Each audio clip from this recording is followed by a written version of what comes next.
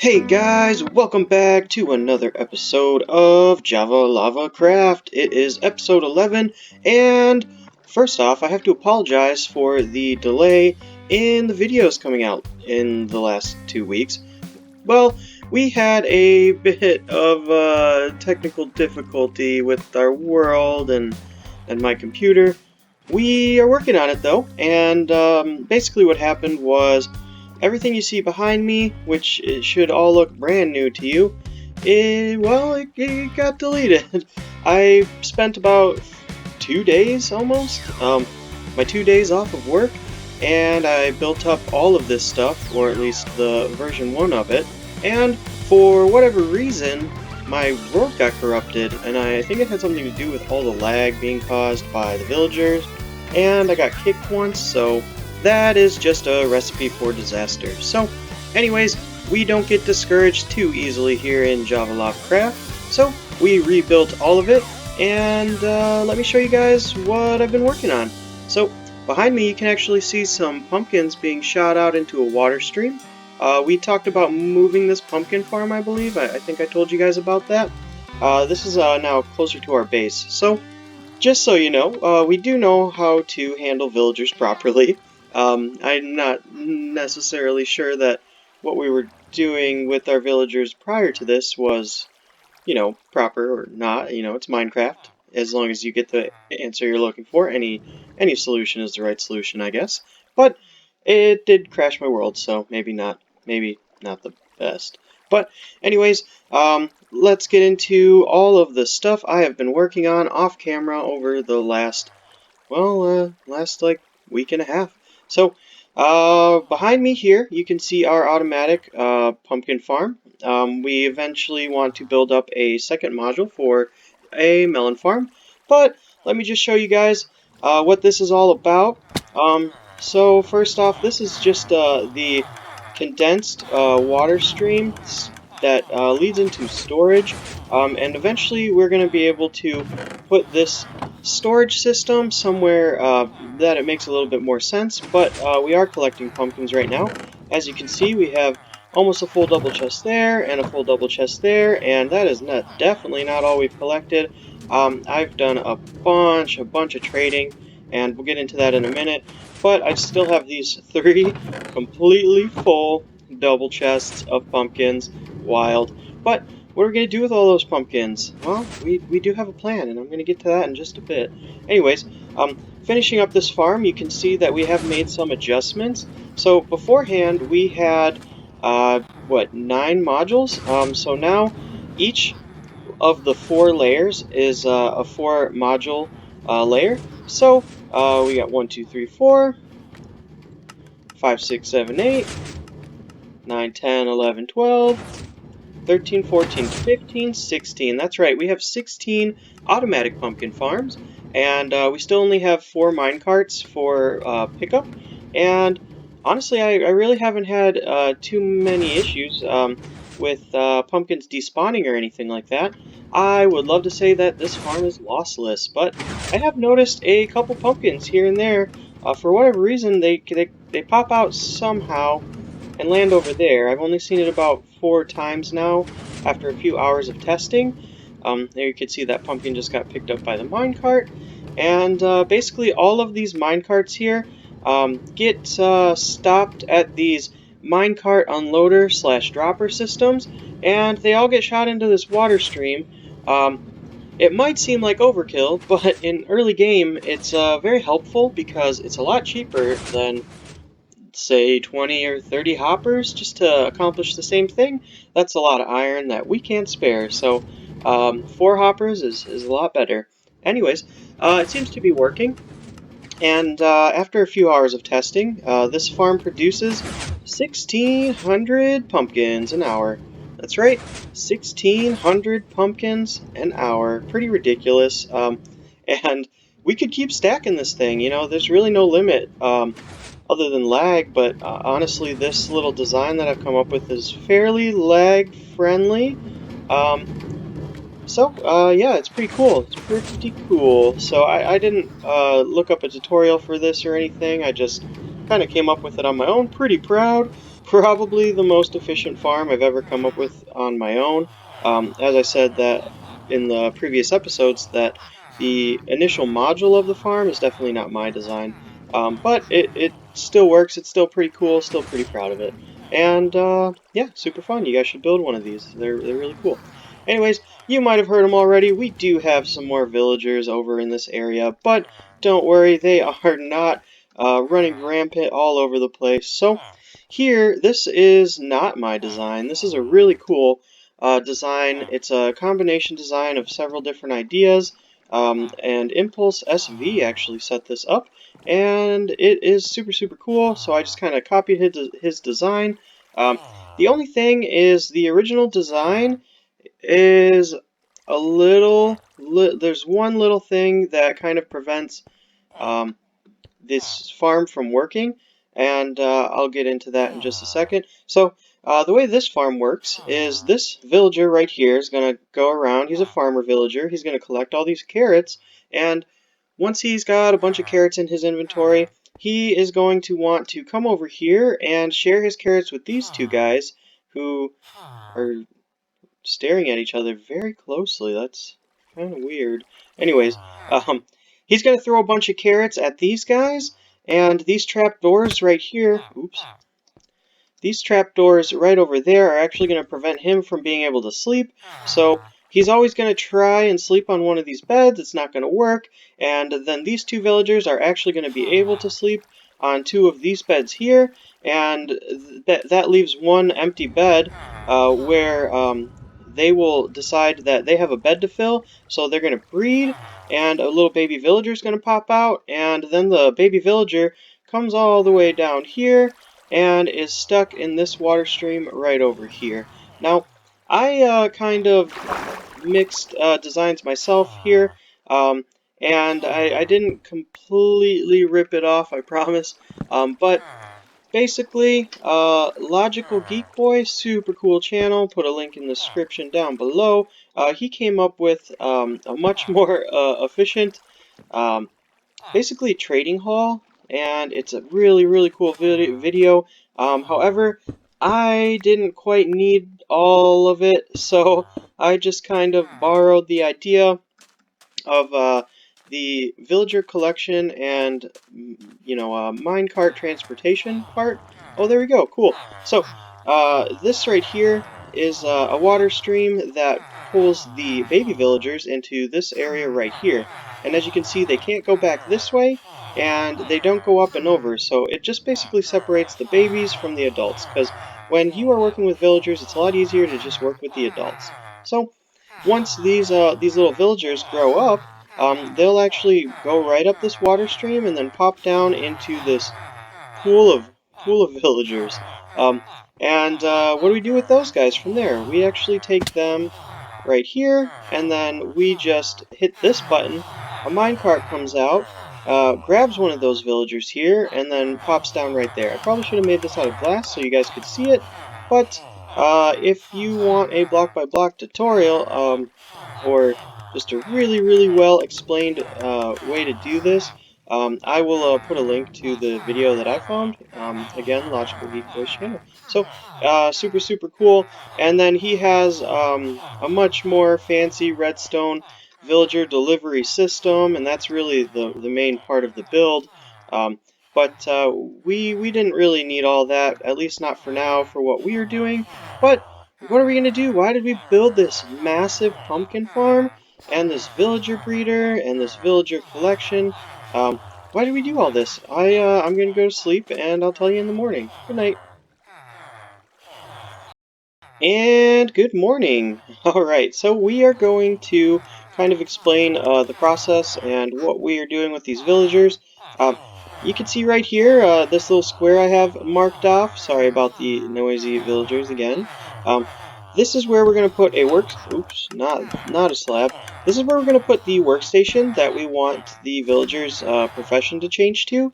And as you can see, the villager is going to acquire the profession, and it's pretty important that if you guys do something like this, that they have no way to pathfind to another profession block. So we've just gone ahead and put it all underground, and that seems to be working out fine. You can see we've got a lot of stuff going on over here as well. Um, and in this case, this villager is going to be a librarian. But since it is early in the morning, if we break this block, oh, okay, so I guess it's a little bit into the afternoon. But depending on the time of day, these villagers will be able to switch back and forth from professions, and as you can see, their trades have changed. So this is just kind of our work area for changing villagers' trades or changing their professions. So if we are looking for a very specific trade, then we can just keep breaking and doing that and seeing what they have. Nope, we don't want a bookshelf. You know, maybe we're looking for this kind of enchantment. Cool, power 5. Actually, that's good. We're gonna, well, no, it's 64 diamonds. So, um, it's actually a good example to be using the librarians, because that's what we're going to be finishing up today, is collecting some librarian enchantments. And we got a few more that we need, but power 5 for 64 emeralds is not good, but we do need power 5. If we're going to be looking for librarians, then why did we bother building a pumpkin farm? Well, that's just to get emeralds, and let me show you how we're going to do that right over here. So down over this way, we have created our very first trading hall area, and it's pretty cool. Now, we actually, built this fairly close to our pillager area, so it did get raided once, and the pillagers killed all of these guys, but I put some fences in place. I think they might still be able to shoot them from there, but eventually it shouldn't be a problem, and if we lose some farmers, it's not a big deal. Anyways, these guys all have the melon trade, so we use that area down there to make sure that we did a couple trades with each of the villagers, and if they had the melon trade, cool, cool, cool, we brought them over here. If they didn't have the melon trade, then we just sent them into a pool of lava. I know, super sad. Um, but eventually, I'd love to get this melon storage system routed all the way over here, and something like this where there's a bunch of chests that just kind of keep filling up with melons, or I'm sorry, pumpkins, and then build up a second module, maybe on this side, where it just keeps filling up with pumpkins, and have some pumpkins over here so that you can just get a bunch of emeralds really quickly. So as you can see, we just trade with the villagers over here. And I've kind of left it so that you'll be able to stand right on these blocks and get all the XP from it. I think you could get rid of this one, and the XP would just go straight to you, but I think you'd still have to kind of go in this little area. And I just think it's safer to, not have these villagers pathfind out of here, just be frustrating. At least for my peace of mind. So, anyways, yeah, we just go through and we trade with all of these villagers, get a bunch of levels and a bunch of emeralds. And once we have a bunch of emeralds, then we're going to take them over to our library that is currently under construction. Um, I wouldn't normally build this much stuff off camera, but we had a lot of technical difficulties, and I just wanted to get it all done again, and then I went a little overboard. So we have a very strange looking build over here, and trust me, it's not finished. We actually started with the interior on this build because I kind of had an idea what I wanted to do for the inside, and I didn't know how the outside was going to look, so we started with the inside. Obviously, we got some work to do in here, and I don't know, let me know what you think. If you like this little design with the upper level here with some more bookcases, you can kind of go up here and view the entire library. Kind of cool. I don't know. I'm not in love with it, but I'm happy with it, and it works for now. So maybe we'll build a epic library in the future. Anyways, essentially, this is where we're going to be holding all of our villagers that sell enchanted books, as well as lanterns. Those are going to be super useful. Name tags, which are super expensive. Now, I know. I do know. I know what you're gonna say, or what you might be thinking if you've ever done this yourself. Um, why don't we turn these zombies in, or why don't we turn these villagers into zombies and then cure them and get super, super good trades? Well, um, we plan to, but uh, that's a whole nother process, and we just don't feel like doing that right now. And we don't really need to, because we could just have unlimited emeralds from our farmers over there. Essentially, it just takes some time. So we do plan to do that in the future, but for now, this will serve its purpose very well. So we can just go through and see this guy. He has Protection 4, we got Unbreaking 3, Silk Touch, and Loyalty 3. Really, really good. We actually got a really good villager coming up. Respiration 3 and Infinity. Mending, we got like 3 Mending villagers just in case. Fortune 3 and Channeling, both for pretty cheap. Good stuff. Depth Strider 3, Mending, and then we have this guy. Efficiency 5 is like my favorite enchantment. I know Mending is everyone's favorite. I like Efficiency 5, super cool. And I'm super happy to finally have an Efficiency 5 villager again. But not only does he sell Efficiency 5, he also has Quick Charge 3, which we probably won't use for a while at least, and Mending for 20. But we do have some better mending trades down there. I just thought this villager is super overpowered. I don't know. He must have went to a good school. Anyways, this one here, it's got Sweeping Edge 3 and Frostwalker. This one over here has Looting, Lure, and Unbreaking 3. All for pretty good prices, especially on Breaking 6 emeralds for that. Um, and if you guys see this space right here where they can kind of see each other, that's good. You want to have that so that the villagers can kind of gossip about you and say, "Man, this guy's really cool. He keeps trading with us. We're getting all the emeralds and books and paper from this guy. Let's give him some better prices." And if we come up here, yeah, we got a ridiculous amount of these guys. Up here, we are looking for decent enchantments, but we pretty much have everything we need down there. These guys are more for the lantern and glass trades that we plan to use in the future, because there is no way we are going out into the mines to dig out enough iron just to supply our world with lanterns. That would be silly. And if you've watched my series for any time at all, you would know that I really do not like torches. I mean, they're cool. We used them for a long time before lanterns, but I it's pretty rare where I find a use for them in an actual build. It does happen, you know, there's certain really cool things you can do with them, but overall I prefer the lanterns. If you're gonna spam light everywhere, I think lanterns are a lot cooler looking. So these guys do have some okay trades here and there, but they're pretty expensive. We were just looking for just villagers over here to continue trading with. But this is our library trading hall, and we're actually going to go ahead and try and get a villager in this cell right here together, so you guys can kind of see how we do it. Now, first I'm going to show you the villager holding cell and why it's set up this way. So I don't know, this is probably a thing, but I did come up with this on my own. I didn't have to look anything up. So basically, all it is, you get your villager, right? He has 3 blocks behind him. He has 2 slabs here, 2 slabs here, and when we initially put them in, it is going to look like this. Now, once they're actually in, you can remove this, you can remove this if you want to. Yep, so actually, that's all they need is these 3 slabs here. So this one is going to be on the bottom level of the second block up, and this one right here is going to be on the top level of the third block up. Now, these top 2 are just for aesthetic purposes that we'll be using in the future.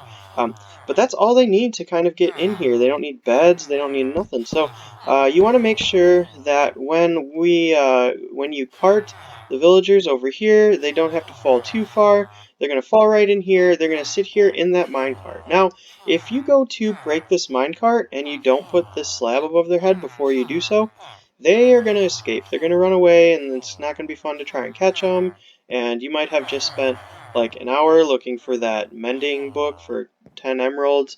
You know, I don't know who would have done that. That would be crazy. But it can be very frustrating, so make sure you do that. Also, you might want to block these guys in a little bit more. If you have profession blocks that have a smaller hitbox that they could potentially get out of these corners right here, or just walk straight over in general. I think maybe you could put a carpet on top of those, or just have some extra slabs here so that they can't walk around it. You just want to lock them in. But like I mentioned, you do want to have this eye line right here open, and you want to have something above their heads. just so that they can't jump over these profession blocks, because they're not like fences. You can jump right on top of them. Anyways, that's how we're going to get these guys in, and let's go find ourselves a decent trade with one of these librarian villagers. So we're going to go ahead and do that right now. Alrighty guys, so we are down in our, I don't know what we're going to call this area. We're going to call it our Profession Changerator version 2. Yep, it sounds good. Anyways, so I'm going to show you guys how I do it. Now, like I said, these villagers will only change their profession at certain times of the day.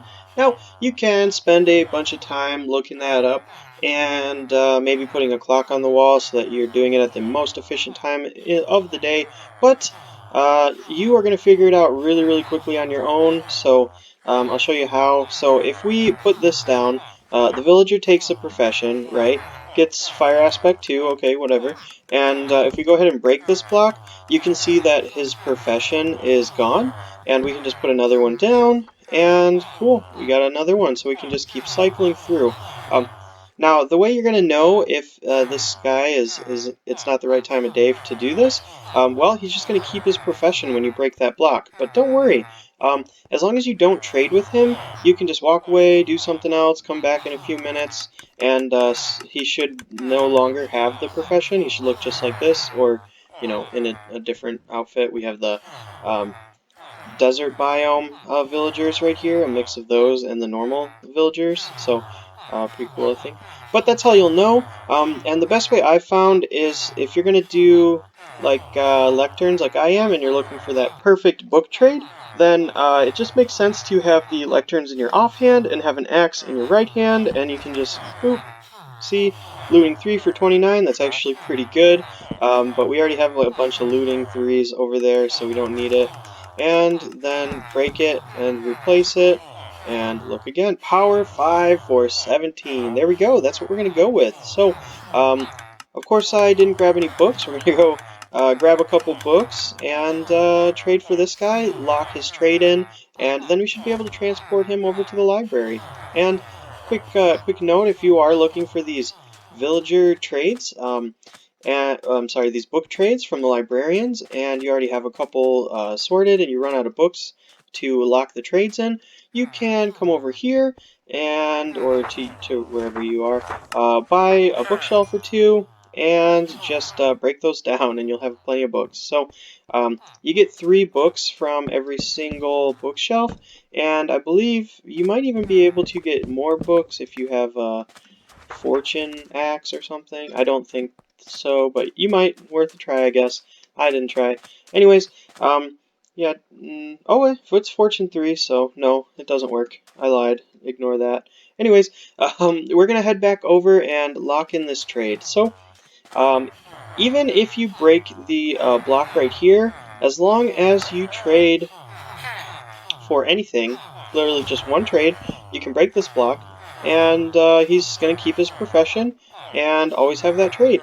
So unless something goes terribly wrong and your villagers start linking to the wrong workstations and their trades get locked up or something like that, which I think you can prevent by making sure they can't path find anywhere but their one profession block, and you probably want to keep beds away from them too because they might lock onto those.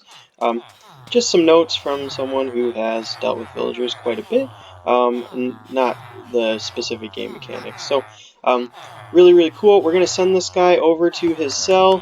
Boop. And now that he's gone, I can actually show you how this works.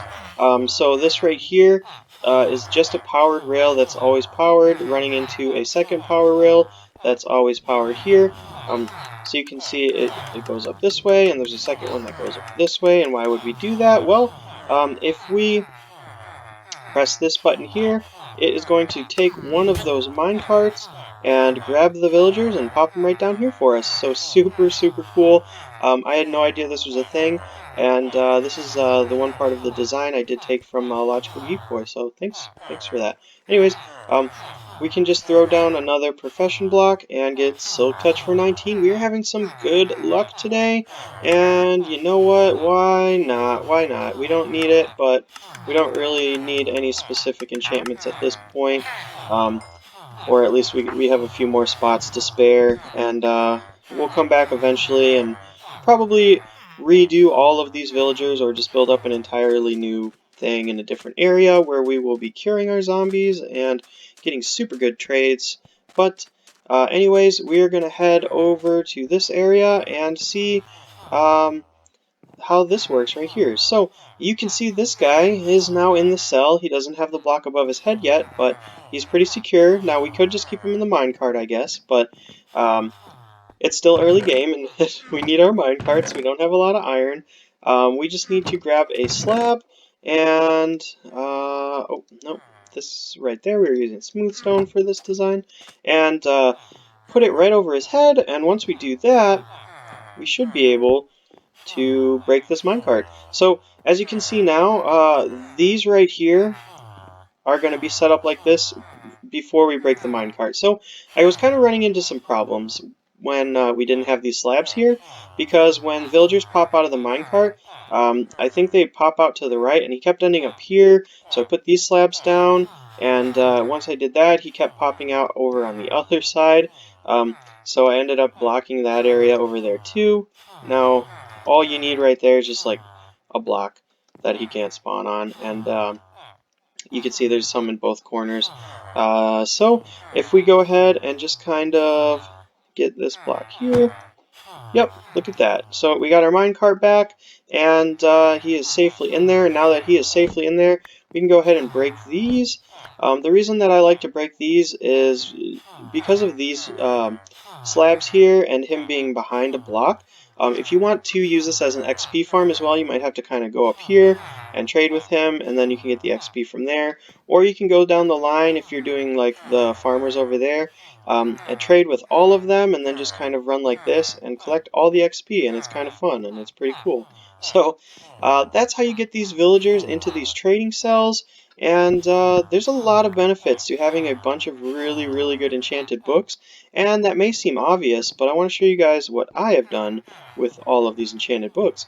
Now, I got a little nervous that these guys would all die because of our pillager outpost being so close. So what I did was I kind of stockpiled a bunch of the books I really, really wanted as early as possible, and I even used a lot of them too over here. So we haven't filled up every chest. We're probably looking for some different enchantments there, maybe fire protection or projectile protection, and oh my goodness, blast protection. We need that so much. If you've read the Death Book lately, those creepers, they've just been ruthless. Anyways, we have filled up a few of these, like the mending, completely full mending, unbreaking 3, almost full there. We got a bunch of other ones too. They're definitely not all full, but for some reason we have tons of channeling. I think we needed to buy them to level these villagers up. Yep, this whole bottom row, I believe, are all master level, and that was just to kind of see what their last couple trades were. I think they're almost always like name tags and clocks and things. I don't know why you would spend, you know, a ton of emeralds on clocks unless you're into clocks in Minecraft, which is kind of weird because daylight sensors are better, and yeah. Anyways, so that's what we did with all of our books, but that's not all we did. After getting a little bit discouraged, but we won't talk about that, and having our world break, we actually lost our inventory and lost all of our gear that we were carrying and a bunch of emeralds and stuff like that. So between episodes, I actually went ahead and crafted up a bunch of really, really good weapons and really, really good armor. So we are going to take a look at that right now. So check out this helmet. Nice. Aqua Affinity, Protection 4, Unbreaking 3, Mending, and Respiration 2. Now, we could upgrade that a little bit to Respiration 3, and I don't know if there's an Aqua Affinity 2, but other than that, it's pretty much a perfect helmet. Down here we have Unbreaking 3, Protection 4, and Mending. Now, for the chest plate and the leggings, like, yeah, we could add thorns, but I don't really want to add thorns, especially if we're trying to, eventually move mobs around for whatever reason, because they'll take damage whenever they try to attack you, even if you're not trying to kill them. It can be a little frustrating, and unless you're not trying to do that, then I guess thorns is fine. And then our boots. These are going to save us, I think, so much. And this is part of the reason why we did all of this stuff in the last couple episodes, because we are going to go build a bunch of giant trees, and we really needed Feather Falling 4 because I think we might fall off those trees a couple times. I'm not the most graceful when it comes to climbing trees. Anyways, we also have Protection 4, Mending, Depth Strider 3, which, oh my gosh, I forgot how amazing that is. It lets you move through water a lot quicker, and if you have been rocking Depth Strider for a few months, just take your boots off and walk through the water and see how much fun it is. It's not fun. It's very, very slow. Um, yep. And then our leggings, Unbreaking 3, Protection 4, and Mending. Super, super cool. But that's not it. We also have some tools. We actually have two of these shovels right here. We've already used one, collecting sand, and Unbreaking 3, Efficiency 5, and Mending. Now we could put Fortune or Silk Touch on this to kind of make it as good as it could be, but we just didn't really need it, and I don't think we had the levels at the time. After creating Sharpness 4, Looting 3, Unbreaking 3, and Mending, we maybe want to get Sharpness 5, that'd be cool. But this Looting 3 sword is going to be super useful, because in the next couple episodes, we're going to get ourselves some Wither Skulls, and Looting 3 is pretty critical for collecting those in any kind of efficient manner. So, moving on, we got our bow, which again is almost perfect. We got Unbreaking 3, Infinity, Flame, and Power 5, and Punch 1. So we can make that Punch 2, Flame 2, but other than that, it's pretty much as good as we want. I don't always like Flame on my bows, although I am a fan of Infinity over Mending, that is for sure. I don't like making or collecting arrows, because that is super annoying. And then we have our axe. We have our axe, which is Unbreaking 3, Fortune 3, Efficiency 5, and Mending. And again, this is one of the reasons why we did all of this, was to get some really, really solid tools for our project over there that we're going to go ahead and work on in the next episode. We also got, cool pickaxe. We got it upgraded to Efficiency 5, Silk Touch, my favorite pickaxe. Anyways, yeah, so we're going to be going ahead and finally, safely, or at least somewhat safely, be able to work on our project over in the logging district, or the uh, tree cutting area, giant acacia project, and I'll tell you what, I am sick of villagers. They've crashed my world. They've been so frustrating, and they are so annoying sounding. Or maybe that's just because I've been working with them too much. So I'm excited to fill in the rest of these few spots, put some walls up around it so the pillagers can't kill them. Because we don't want them to do that anymore. I know it's been a confusing ride. We did at one point, now we don't. It doesn't matter. Anyways, I'm gonna go ahead and finish that up off camera, and in the next episode, we're gonna finally get back over to our epic tree farm area, and I'm excited for that, and I hope you guys are too. Okay, guys, but that is all we have time for in today's episode. So I hope you're excited for episode, what, 12? We're on 11? Yeah. Episode 12. Coming out soon. Now that our world isn't broken anymore, we should be able to pump these episodes out a little bit faster. Cool. Anyways, thank you so much for watching. I hope you enjoyed. This has been JavaLavaCraft, and if you have liked the series so far, make sure you hit that subscribe button.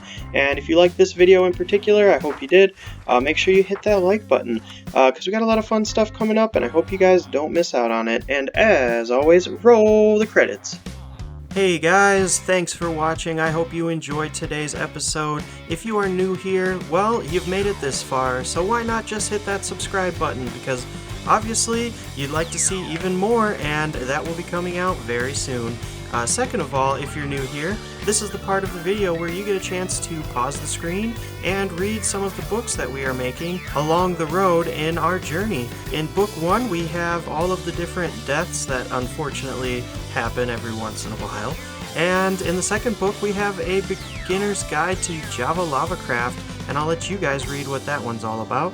But thanks again. Make sure you hit that like button and subscribe. Have a great day, guys. See you in the next one.